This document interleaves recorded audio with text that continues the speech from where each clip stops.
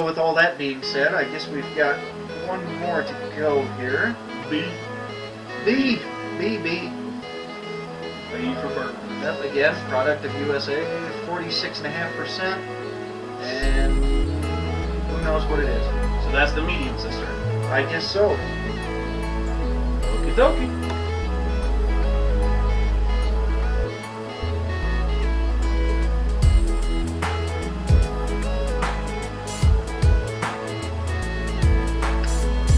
Quite spicy, from what I can tell.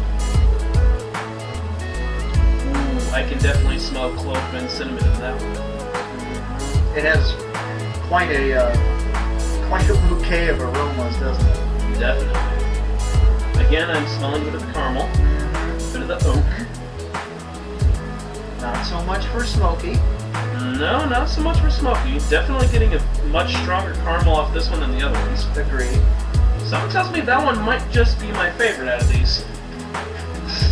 I guess we'll find out. Indeed.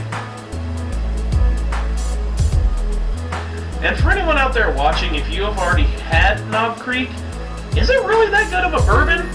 Because I have not gone to try yet, but everywhere that I have gone so far, this stuff's been expensive. I mean, just this bottle alone in a normal liquor store is easily $33.99.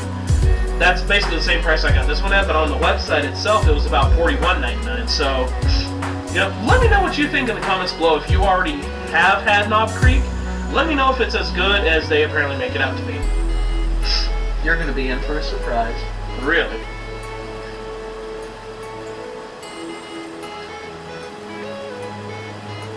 You can definitely smell the clove and cinnamon in this one. Wow. Oh. Oh, hell Wow. no. That astringent taste and feeling is almost the first thing to hit you. Kind of like after you eat a choke cherry, you get that kind of fuzzy, dry mouth feeling right at the front. I think that's probably the driest out of the three of them. That's exactly what it did. That's That is wonderful. very, very smooth, which This is even good just warm. I wouldn't even attempt to chill this. Nope, I don't think so. This is perfect, just like that. Oh, yeah. Oh, Yep.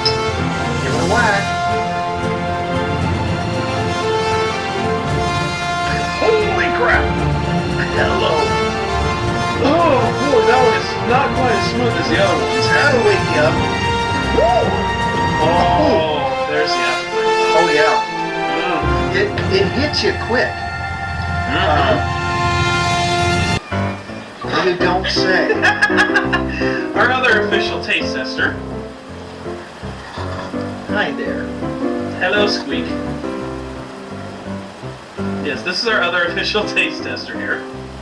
But she is underage, so not much for you. Nope. But, okay, let's take a look here. What do we got here? That is so unique. The flavor profile changes so much. Off of just that little sip is one thing. That gives you the choke cherry and the typical bourbon, you know, charred barrel age kind of smokiness. But you really are an attention cat, aren't you? Yes, she is. Gotta flip that tail everywhere. This is definitely one that is explosive when it hits the back of your throat. There. Tangy. Obviously. That's for sure. So we've got rye, very heavy on the caramel palate here. Dry. Yeah, no kidding. Clove and cinnamon. Yes, of course. You have that nice sweet and charred.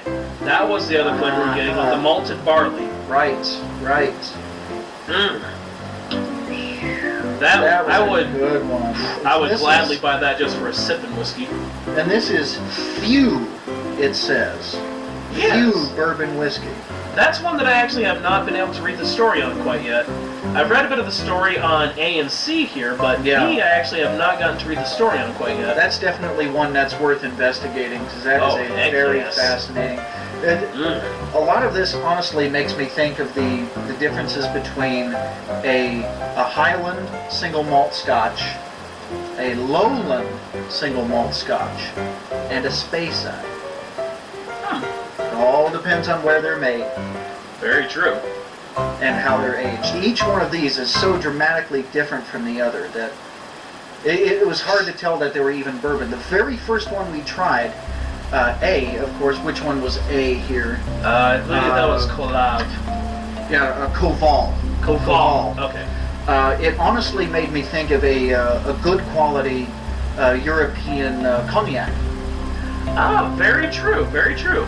Because there wasn't very much of that earthy smokiness that you expect from an American bourbon.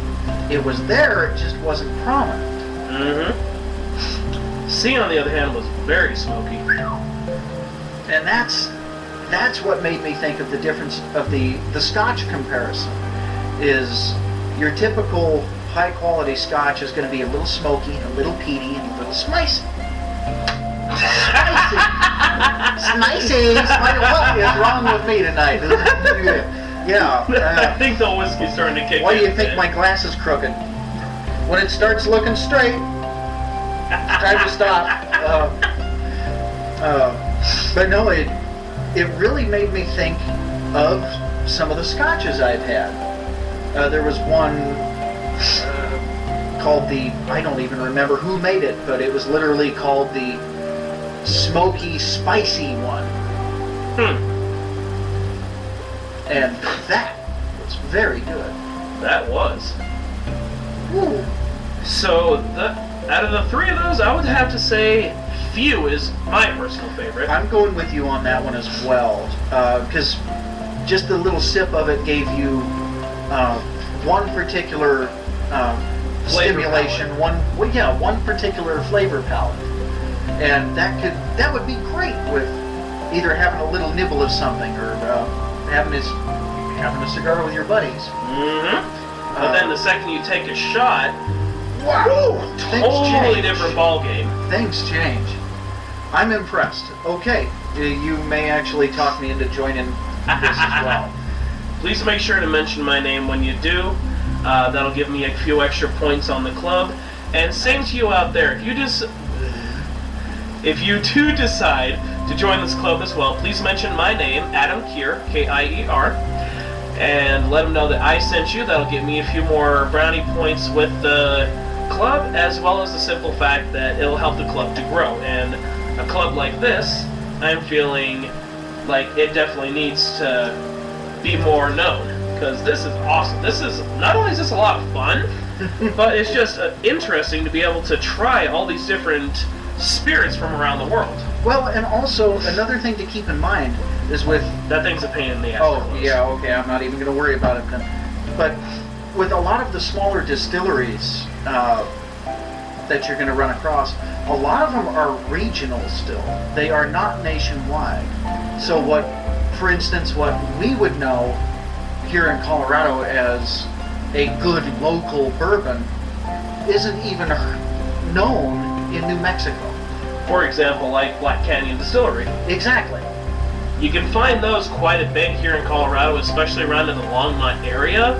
But you start heading further out from there, they're like, what are you talking about? What's that? Oh, what is Black Canyon? Exactly. You know, some would probably say that's a bad porno name or something, but that could be. That's like back in the bootlegging days. It was a big thing in Texas to get your hands on a can of Coors beer because Coors didn't distribute in Texas. Exactly.